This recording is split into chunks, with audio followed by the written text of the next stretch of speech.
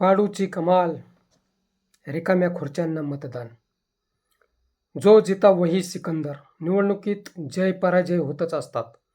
मुंबईकर रिकाम्या खुर्च्यांना मतदान करण्याची सुतराम शक्यता नाही. सुप्रीम कोर्टाने निवडणूक आयोगाचे कान टोचताना आयोगाच्या थेट अधिकारांवर प्रश्न केला आहे. महापालिका निवडणुकीत उलटे फासे पडण्याची चाहूल लागताच सरकारच्या धोरणावर पाडू मशीन EVM मतदान यंत्राला जोडले गेले. त्याचे काम काय ते सांगण्याची तसदीसुद्धा सर्व उमेदवार व पक्षांना निवडणूक आयोगाने घेतली नाही. सुप्रीम कोर्टाचे बोट नेमके याच ठिकाणी ठेवले गेले. पाडू मशीनचा इफेक्ट कुरुक्षेत्रावरील भयंकर युद्धापेक्षाही महाविनाशकारी निघाला.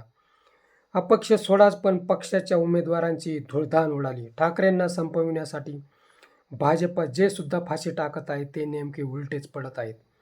म्हणून ठाकरे ब्रँड नाही विचार आहे. भाजपाला मुंबईत प्रचंड बहुमत हवे होते.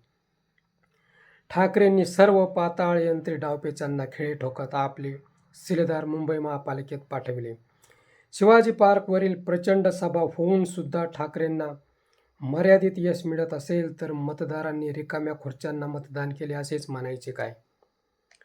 प्रचंड पैसा लावून सुद्धा पाडू यंत्रानेच कमाल केली असेच म्हणावे लागेल. मित्र हो, ठाकरेंच्या उमेदवारांना पराभूत करण्यासाठी कोणकोणत्या योजना या सरकारमधील पक्षांनी आखल्या होत्या. प्रचंड पैशांची उधळपट्टी केली तरीसुद्धा ठाकरे मुंबईत गेम चेंजर ठरणार असे वाटत असतानाच निवडणूक आयोगाला हाताशी धरून पाडू मशीनचा खेळ खेळण्यात आला.